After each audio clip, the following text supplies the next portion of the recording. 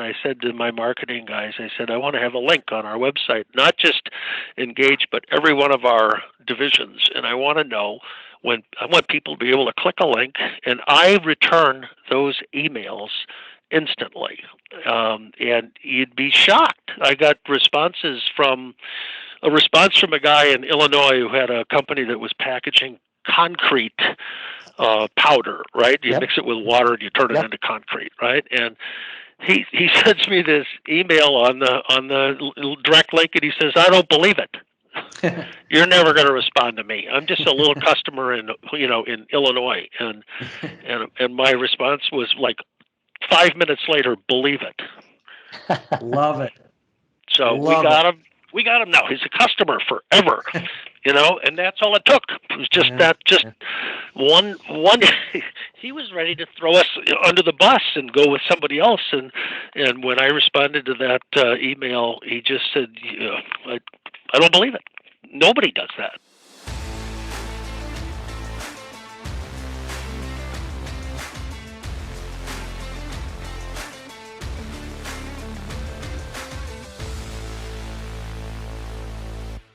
Welcome back to Over a Pint, the podcast that puts the focus on the fast and ever-changing world of marketing, told through the eyes of some industry veterans. This isn't theory here, guys. This is real-world practical experience.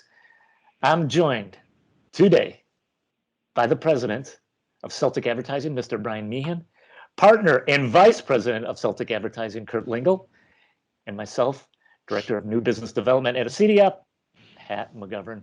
Today, guys, we are joined by David Mylrea. David is CEO of Engage Technologies, a $30 million+ business with offices throughout the world. David, welcome to the pod. Thank you. Thanks for having me. This is good. As we were talking about right before the show started, David is CEO. This is a show about marketing. CEOs are going to come at marketing with a little bit of a different perspective on things, guys. So I'm really anxious to get into this. But David, you've got what I think is a very, very interesting background, and one that is, it just doesn't seem like your traditional path to the CEO suite. So if you wouldn't mind, just give the audience a little bit of background about yourself, and how you got to where you got. Sure. I was in drama when I was in high school, and I always wanted to be an actor. So I went to law school to become Perry Mason, so I could walk the rail and talk to the jury and convince them that my client was right and the other guys were wrong or innocent or guilty or whatever. Right. And so I followed that dream and went to law school, graduated from law school, and then practiced law in Minneapolis for almost 30 years, and did general corporate work, the bulk of it with a large national law firm. Okay. And over the years that I spent with that firm, I ended up meeting a fellow in my neighborhood, and he lived 3 houses down the street from me, and we were having a few glasses of wine at a cocktail party in the neighborhood, and his name was Bill, and Bill said, I know what you do. I've been watching you, and I've got this little alligator that I think can lay golden eggs, and I just need some help feeding the alligator. Is that something you can do? And of course, my practice was largely representing businesses in all of the traditional senses, M&A, contracts, organizational matters, just that sort of thing, labor and employment, those sorts of issues. Right. And so representing investment banks and on that side of the coin as well. So I said, sure, I can help you. And I sat down with Bill and with the rest of the folks in his little company at the time. He started the company in the garage of his home. Love it. Mixing a 5-gallon pail of ink. He took it into a plant and put the pail on the floor and said to the plant manager, you see that ink over there? You're paying $900 a pail for it. I can sell you this ink for $300 a pail, and it's much better. I'm going to leave it here, and I'm going to leave my card. And if you like it, when you're done with it, call me, and I'll sell you some more. If you don't like it, you'll never hear from me again. And that idea worked, and he ended up outgrowing his garage. And of course, with winter in Minnesota, it gets a bit chilly, so he had to move production of the inks into his basement. And and then he moved into a small, what I like to call fire trap in northeast Minneapolis, and that's when I met Bill. And he was tiny little company with very, very few employees, and trying to make a buck by mixing pails of ink and selling them into the industrial packaging industry. And so I sat down with each one of the employees of the company and interviewed them, and I wrote a report and said, Bill, you've got 3 people here, including yourself, that think they should be the CEO of the company. That's a lot since you only have 10 employees. So we fixed that, and then I helped him write the business plan for this company, and then took the business plan to a group of investors, angel investors, folks that I had worked with in the past, and convinced them that they should invest in the company. And I introduced Bill to a banker because he didn't have a bank. So I introduced him to a bank, and he didn't have insurance, so I introduced him to an insurance company. And as it turns out, the insurance company and the bank had some relationships, so we put together a small investment group, and that's how I met Bill, and that's how we got started. At the time, we were doing about, well, I remember well, the first $25,000 a month. So that should give you a feel for how big the company was when we started working together. I practiced law full time. The company of that size can't afford to pay more than one salary. In fact, in many years, Bill didn't take a salary because he was putting all of the money back into the company. So we just grew over the years, and that was in 1997. And in 1998, with my investment group and my banking relationship, we were able to put together a small deal that allowed us to move out of the fire trap in northeast Minneapolis. And interestingly, the semi-truck with the pallets full of inventory and equipment was pulling out of the parking lot just as the fire marshal was pulling into the other entrance to the parking lot to shut the company down. So we moved out on that day. It was hysterical. And we bought a building in Spring Lake Park, which is a suburb just north of Minneapolis.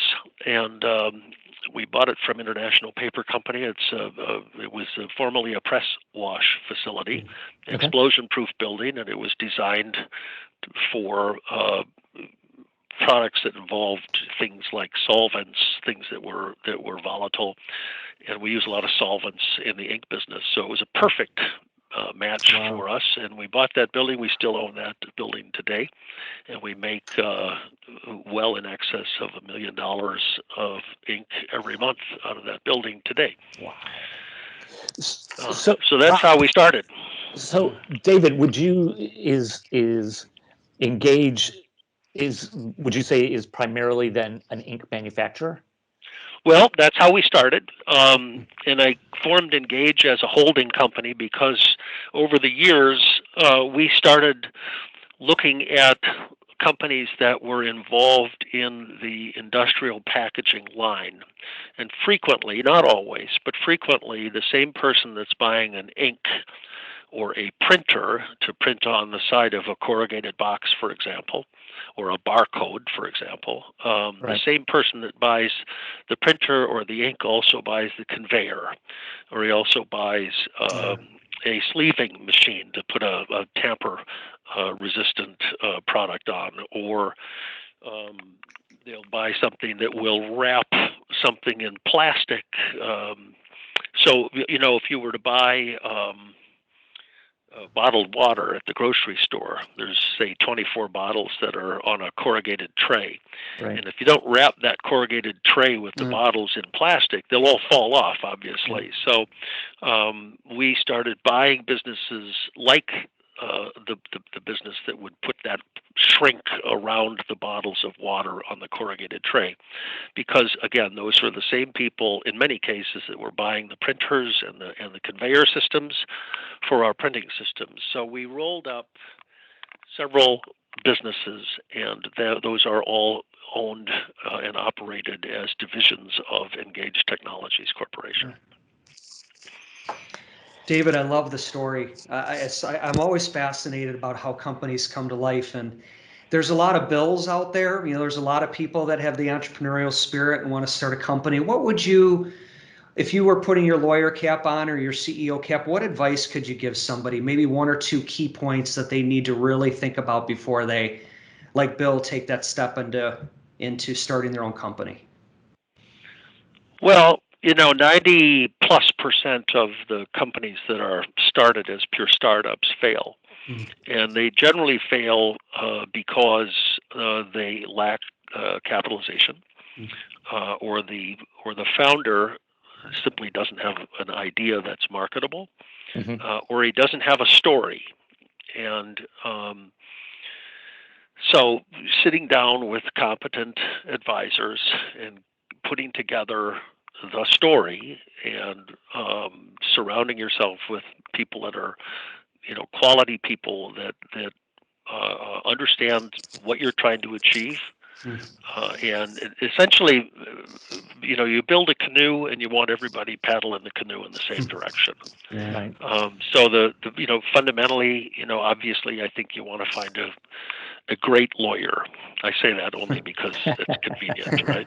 But I think you want to find somebody that understands how to set up a company. What's the right structure? I think you want to find, if you don't have the money yourself, you want to have some ability to identify people that will find your product useful and would be interested in helping you with financing it if that becomes an issue.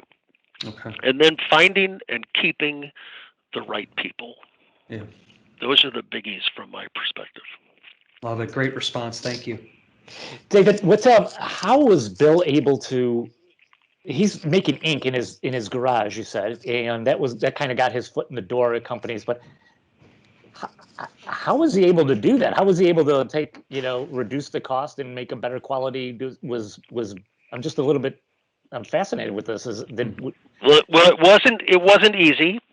He had a friend in Chicago who was a chemist who gave him the formula for an ink that would be easy to make, that you could mix it up in a 5-gallon pail and take it and sell it to people that used the type of printer that utilized that kind of ink. So he had a friend in Chicago who gave him the technical information, and Bill was a smart guy, and he was diligent, and he just worked really hard at doing that. And I suppose I should fill you in with the rest of the story on that. And we grew this company. I was on the board and an officer of this company for 30 years. Bill worked full-time with Engage. I worked full-time practicing law, and we met between 3 and 5 times a week. And every business decision that we talked about, we talked at length about before we made any decisions. But ultimately, Bill died, and it was unexpected. And so it was either sell the company or take over the company, which is I'm partners now with Bill's estate, and that relationship has been tremendous, and it continues to this day. And we have grown dramatically in the last 5 years since Bill's death. And would you say, David, with the pandemic hitting and just the rise of Amazon and more just delivery, your business has got to be doing very well. Or that's just a guess, but we when the business has been growing at an alarming rate actually over the last several years. Since probably 2016 we've seen dramatic growth. When COVID was announced, let's say in February of last year, I was really concerned. Everybody was nervous about what was going to happen with their business. I mean, everybody. Yeah. And I would say the last 2 weeks of March were huge in terms of orders. We had ink orders that people were working like crazy to fill. Wow. And then the first 2 weeks of April, everything fell off the cliff. Yeah. And I was just going, oh, good Lord. So I got all my senior team together and I says, hope for the best, plan for the worst. Start thinking about what you're going to do with your department, because if this continues, we can't continue with these level of sales. Right. So, we'll need to prepare to protect the company. And as it turns out, it was a rocket ship from that point forward. But we had 2 weeks of, let me tell you, 2 weeks of not sleeping very well and tremendous anxiety about how are we going to manage if this continues. And then it was just a rocket ship. And our growth we've set new records almost every week, every month, every quarter, certainly every year since certainly over the last 18 months, we've just been going crazy. Wow. Yeah. That's awesome. David, on that point, I'm sorry, go ahead. No, I'm sorry. Go ahead. I was going to say, just kind of following along that line, some companies we've been talking to are taking off, just like you said, getting busy. How do you manage that? It's one thing to manage a depression or a pandemic and making cuts, and that's difficult, but it's also difficult to manage growth. How have you been able to do that? Well, it's been a challenge simply because just trying to find people, good employees. And I'm not talking about high-level people, because we have an extraordinary group of talented people here, from marketing to engineering to chemistry to operations and accounting. I'm just loaded with great talent here, so that hasn't been the issue. But finding folks that are production oriented, and keeping them has been really, really difficult. And I don't think we're alone. I think everybody in the manufacturing sector is experiencing the same problem. So that, trying to keep people has been, at the production level, has been the biggest challenge. I'm watching the growth, I'm watching the sales, and I'm a cynic because I spent 30 years as a lawyer. I tend to try and anticipate and look around the corner and see what's coming as best you can. Obviously, nobody has a crystal ball, but I'm always thinking about what's going to happen if this happens or that happens. And so I have been resistant to extraordinary growth in terms of our overhead, our employees, those sorts of things. I'd rather have our employees here, pay them more, train them, give them some vision of what a future here, a career here would look like, rather than have to replace them and have them go somewhere else for $2 an hour. So the biggest challenge is just trying to keep people in their seats and keeping the right people in their seats. The square block and the round hole kind of concept is one you hear, I'm sure, often, and just trying to keep the best people possible. And when we do lose somebody, the objective has been and will continue to be, we're always looking to upgrade. So if we lose someone, I'm going to try and find someone that's a better fit for our culture. Absolutely, I love that. Better fit for our company, for the future of the company. Well, two reasons. Oh, I was sorry, Kurt. One question I was going to ask is just with employment in general is number one. Whenever we talk to companies, that's the number one issue right now, is employees. But what shocks me is it's a light switch to them where they're not continuously recruiting. It's just, we feel some pain, we need to get out there. And at that point, it becomes very difficult to find talent, because you need to be kind of looking for that year round. And what I loved about what you said too is it's just not a body. I know the temptation is, boy, we're short staffed. We just need to get somebody in here. I think that can be a real problem if they don't fit the culture and if they don't fit the vision. So I like to hear you saying that you're out there continuously and you're looking for people that buy into the vision of the company. And it's more than just, trying to find people that understand the culture. I mean, one of the things that I'm seeing, and I never experienced this in the legal business, never, is that we'll have somebody, and this has happened a few times where they come to work for 3 or 4 days and then you never hear from them again.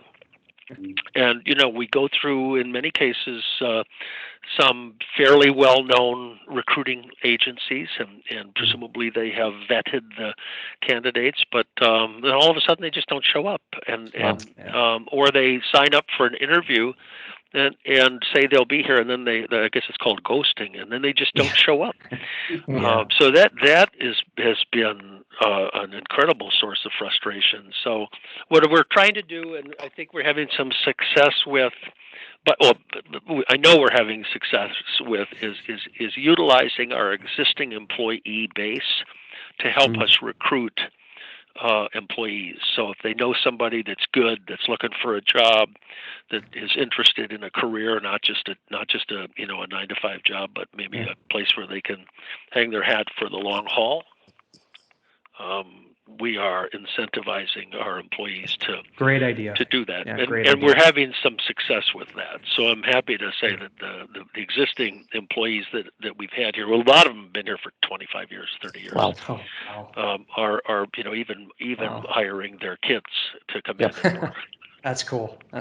Congrats. David, you were talking earlier about the whole finding the right people. That's the whole good to great concept, isn't it? Where it's like, let's get the right people, then we'll find the right seat for them on the bus. And I applaud that approach and that style of thinking. I want to approach this from a marketing perspective. So I'm going to put my marketing hat on a little bit. I want to go back to where this conversation started. And I too echo the fact that I really enjoyed hearing the story. When you describe the foundation to the brand story and how it started and the trials and turbulences, I mean, that is really just a part of the brand's personality. And I've never met you before, but when you start to describe your history, I'm getting a sense of, I'm hearing hard work. I'm hearing humble in your voice, honesty, sincerity. That, regardless of what you're selling or what you're making, that speaks to what your company is all about, and it really speaks to the culture. And I guess I just want to dive into that a little bit. Let's check the box. I'm going to assume, I mean, you guys, you put out a great product, but your culture, that's like a holy grail, and that it infects everything you do. Can you talk a little bit more about, how you endear culture and why that's so important, what you're trying to build, and how that impacts everything you do, from marketing to how you deal with customers? Maybe talk a little bit about that. Sure. Well, there's no absolute right way or wrong way to do any of this stuff, right? Everybody has a different view of what's important, and it doesn't matter who you read, whether you read Harvey Mackay or Sidney Finkelstein or Tom Gygax or Jack Welch. I mean, the long and the short of it is all of these books and all of these concepts that people put together about how to build a culture, it's all about the same stuff, right? It's all about, do they believe you? Do they think that the bottom line is all you care about? And employees are fungible commodities. And the more you can deflect that, show that that's not the case, I think the better opportunity you have to build some brand awareness within your own enterprise.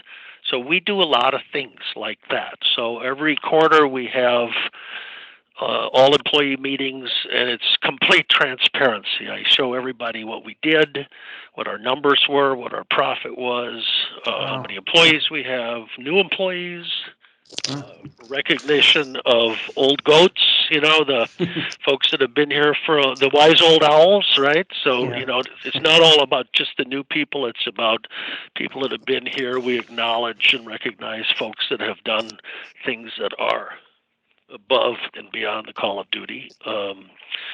And again, new products and so on and so forth.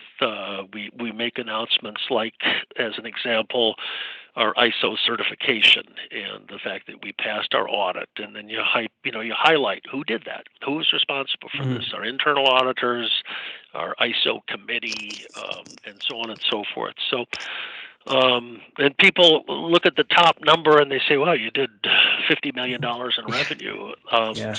Where'd all the money go?" And so I show them. Here's where all the money went, guys. And health insurance went up, and rent went up, and taxes went up, and everything went up, and employment, all the salaries, everybody's compensation went up, and here's where it went. And I get such incredible positive feedback from our employees, based on that complete transparency. Now, that might not work for some companies, where some companies where they have no inventory, so to speak, and they don't have any of those kind of expenses like an internet company. Their margins are so high that if they made $50 million in revenue, that $48 million of it would be to the bottom line, and that's hard to sit down and show that to your employees, and they're going to look at you and say, "Well, how come I'm not getting some of that?" Right? So in a manufacturing sector where the margins aren't like that, it's easier to do. So that's why I say it's not a one-stop shop for all companies, as you guys know.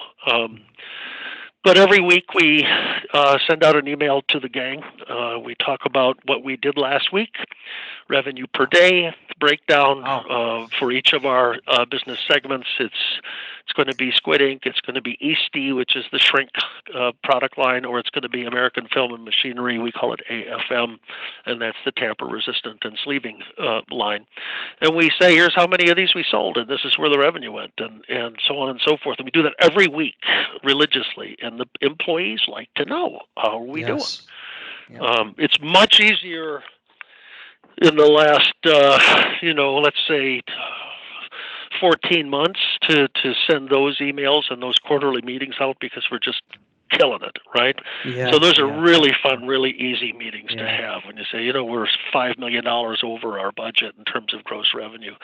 Well, how can that be? Well, it's just, we did everything based on history and what we thought we'd do, and we were wrong. We were wrong to the good. When we're wrong to the bad, these meetings will be much shorter and they'll be much more difficult. But, and that will come. That's just the nature of of life. That's the nature of business. But so, you make hay when the sun is shining. Right now, on us, the sun is shining, and we're making hay, and we share that with all of our employees. Excellent. And then, with COVID, for me, that's, the one thing that I can do and I like to do is I like to write. And so every week or 10 days since COVID was announced, I do the FDR thing. It's not on the radio, it's on the email. And I write emails to all the employees. And I talk to them about COVID and what are we doing and what they should be doing, and let's do this together, and let's be safe and careful. And then, you try and tie in some humor so that they can read it, and it makes them smile, and it makes them feel like they are part of a family. And that's how we roll here. It's interesting. I love your perspective, because if you look at a consumer brand, the word transparency is what's used now, especially as you start to bring in younger talent. But they want to work for companies that are completely transparent. And what I liked about what you said is not just the positive, but there are going to be negative meetings too. And a lot of people don't ever want to do that. They want to get the troops together when they've had a great quarter and let's celebrate and talk about how great we are. But you have to have that transparency to say, it was a rough couple quarters, or it was a rough month, or, we're struggling in these areas. I do think the more information employees have, if it's explained properly, the better, because we've run into that too, where you show a spreadsheet and it says 3-4 million at the top of it, and the employees are like, well, where's my million? Right. Where's my money at? And it's like, well, let's walk through this. It's called rent. It's called Let me explain salaries to and you, right? benefits. Let me explain it. I've got 10 engineers, 4 code writers, 4 chemists, 5 people that make ink all day, every day, 12 people in customer service, and 20 people in sales. All of them get paid, right? 8 people in accounting, and so on and so forth. And it just, that's where it went, guys. And it's easy, but it'd be much different if we had 4 employees and we were knocking down $40 or $50 million in revenue. That'd be a different gig. A little bit different, but I applaud you for doing it because not everybody is so transparent. I really like to hear those stories about how you share emails with folks and get together with them. That's a great lesson for all of us business owners. David, let's talk a little bit about marketing. This title of the show is Over a Pint Marketing. And I'm really interested, David, to get your take on, from the CEO chair, on how you view marketing, its role. What do you think about it? What's working for you? Just what's not? What makes you comfortable? What don't you, what don't you like about it? So I know I gave you a lot there, but kind of just tell us from your perspective, how do you view marketing for your organization? Okay, well, I think that there are 2 aspects to marketing from my perspective. One is marketing to the outside world, and the other is marketing to our own world, our inside world, to our employees. And creating brand awareness happens in both cases. If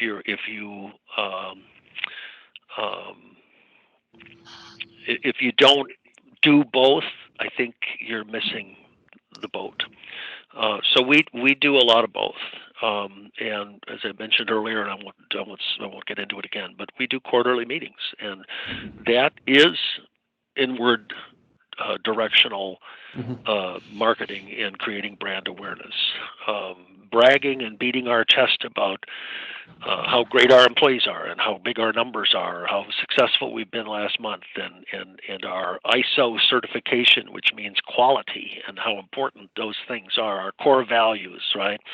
All of that is marketing internally, and I think that is really, really important. It's important to attract and retain qualified talent. If you don't do it, I think you just don't understand the game.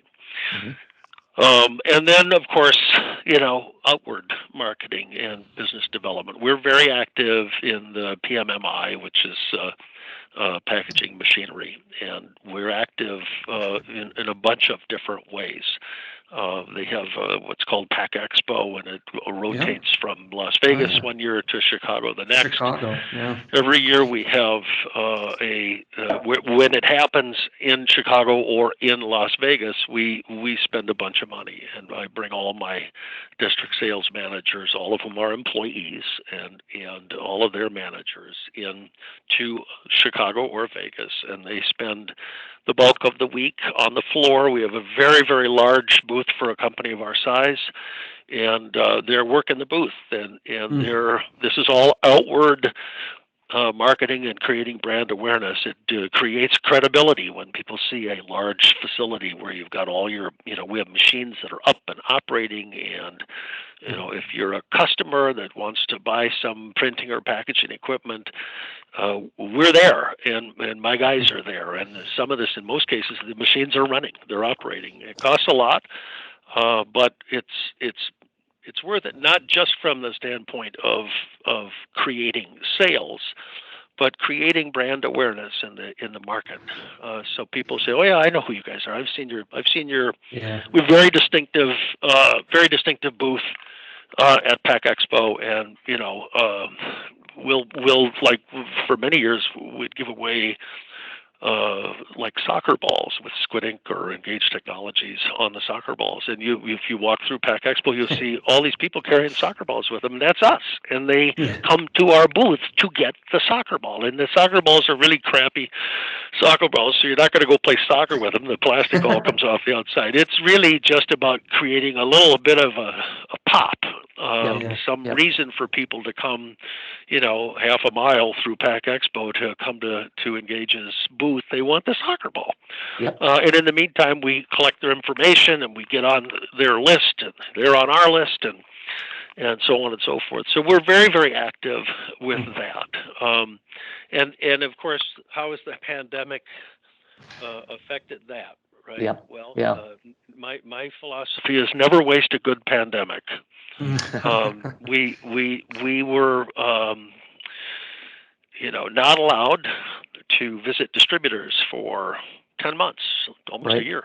Yep. Maybe actually, in many cases a year.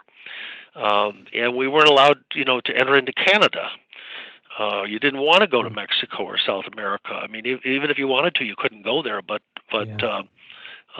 we sold product last year into 51 countries worldwide, and nobody could go anywhere last year. So we then took that time and really ramped up our digital marketing and created the YouTube channel with videos on sales and service and installation and troubleshooting and product features and just educational materials for our distribution network. And we used a ton of Zoom technologies to do sales training via Zoom for distributors. So instead of going to a distributor in Knoxville, Tennessee, and having 2 or 3 people there, we could have 50 people for some of the large national distributors of packaging equipment. We've had 50, 60, 70 of their salespeople on a Zoom call, and we're training them on our printers. Nobody ever did that before the pandemic. It wasn't the way people did business. You'd go out and you'd shake hands and you'd visit them at a plant and you'd do the sales call with them and so on and so forth. But when you can't do that, you have to be able to pivot. And we decided very early on that our pivot would be to use those technologies to as our marketing tool to get to the industry. And as it turns out, with Pack Expo, they created in Chicago this past October. They created a virtual Pack Expo, and I don't know if you know this or not, but their system crashed. Wow! And there were hundreds and maybe thousands of packaging equipment companies that were out of luck.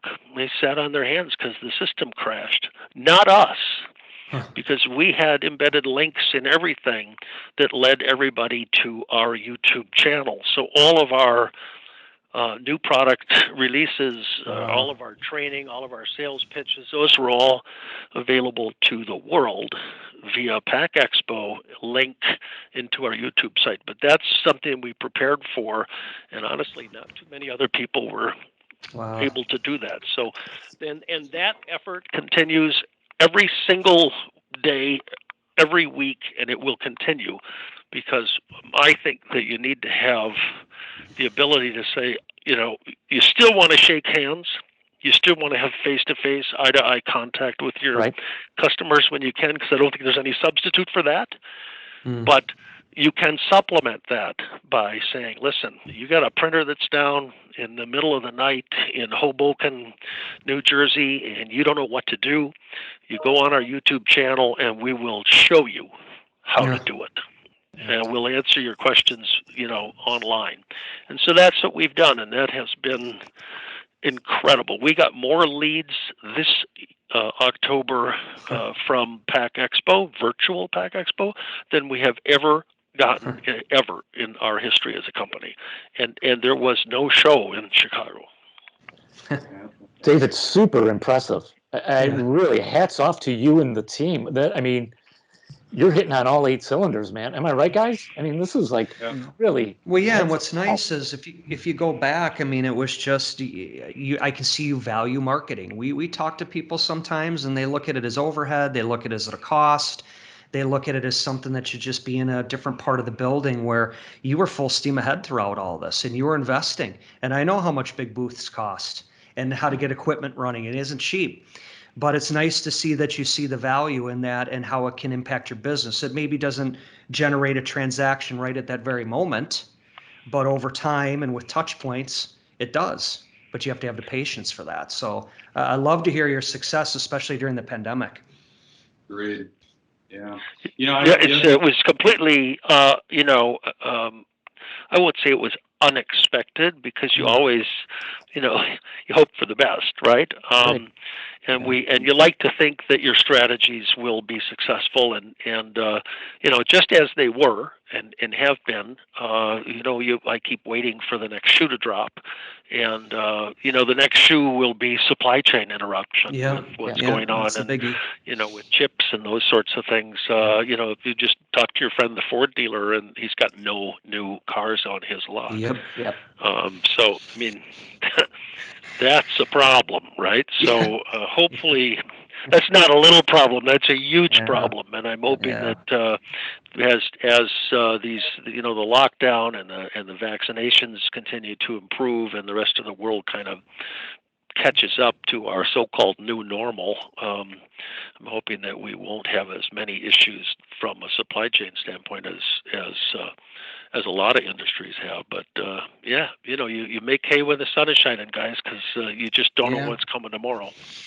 Amen. What I like, it's fascinating to hear how you approached last year. I mean, we work with a lot of manufacturers, and we've heard stories just. Brands took a number of different approaches last year. Some it was like deer in the headlights, and they didn't know how to react. And what I'm hearing from your company just got smarter.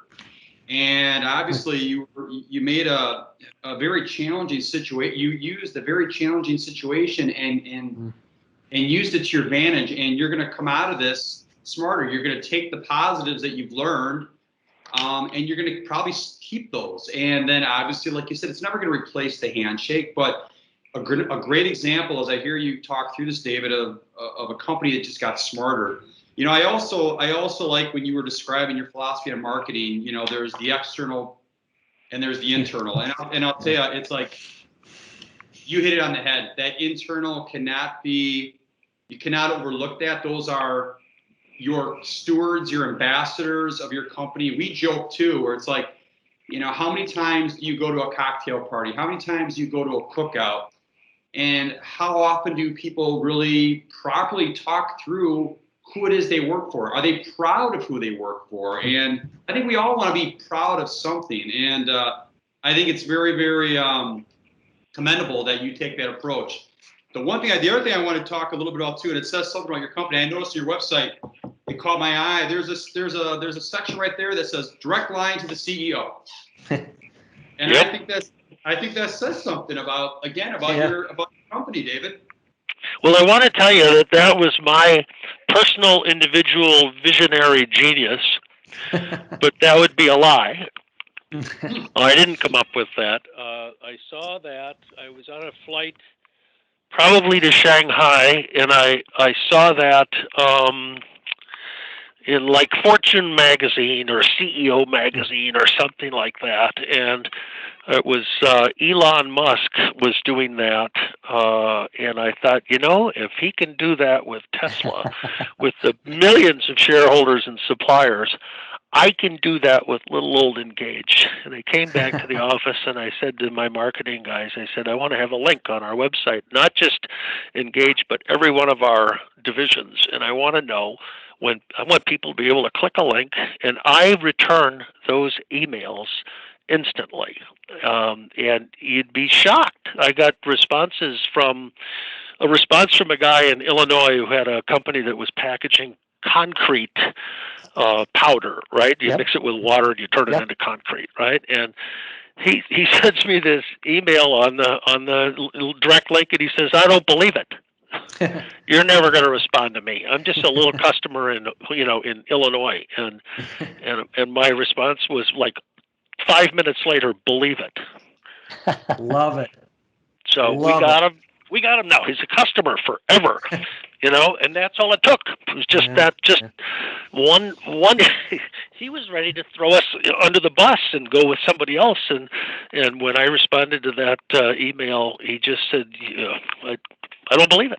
Nobody does that. Well, I have not sent Elon Musk an email through his link, and I wonder if I do, if he will respond. Probably not, but that wouldn't be realistic. But in our case, we're a little company in Brooklyn Park, Minnesota, and got 140 employees plus or minus. A few of those in Shanghai, a few of those in Amsterdam and the UK, the vast majority in the United States.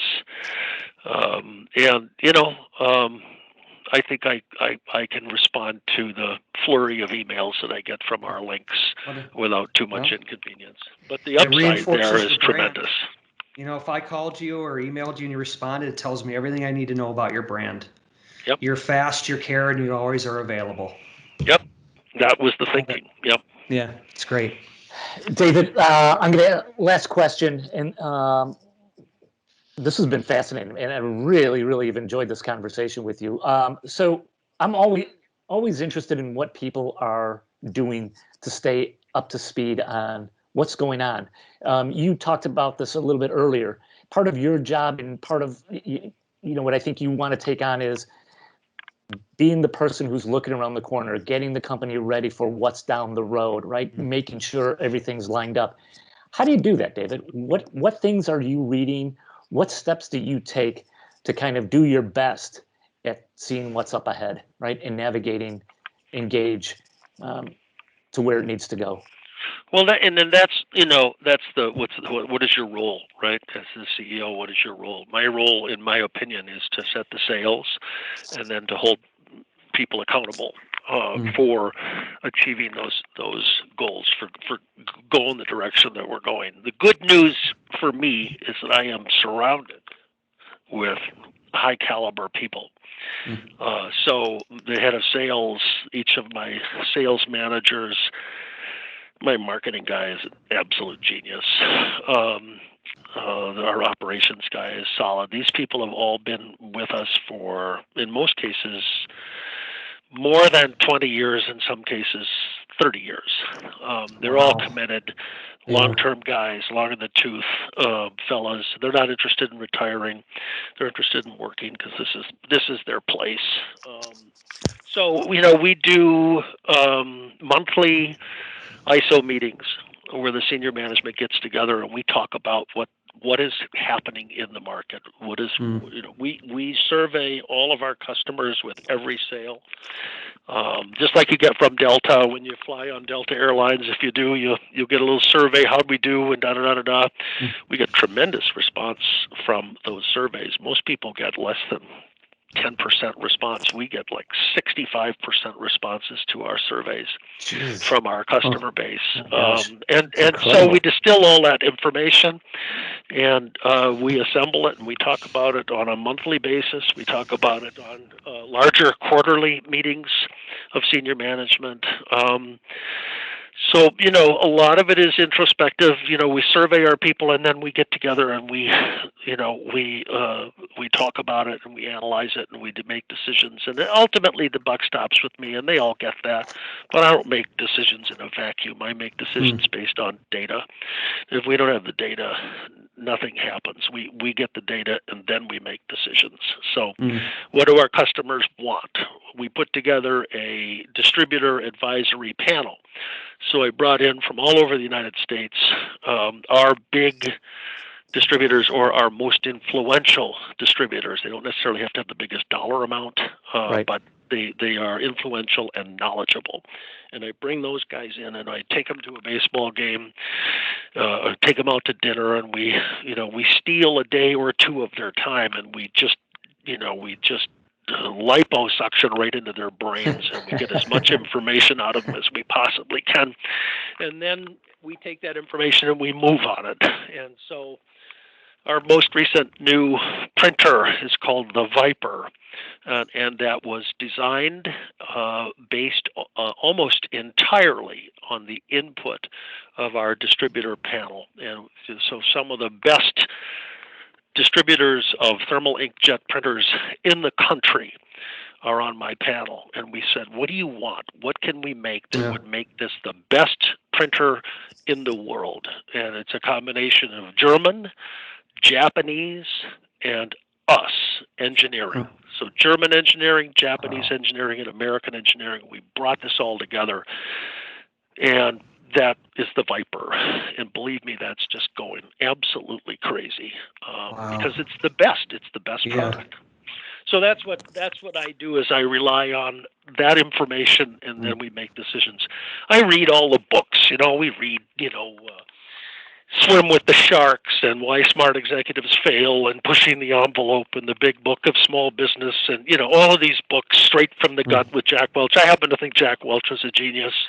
And so I read everything he wrote. But in the end, everybody's saying the same thing. It's just different packaging.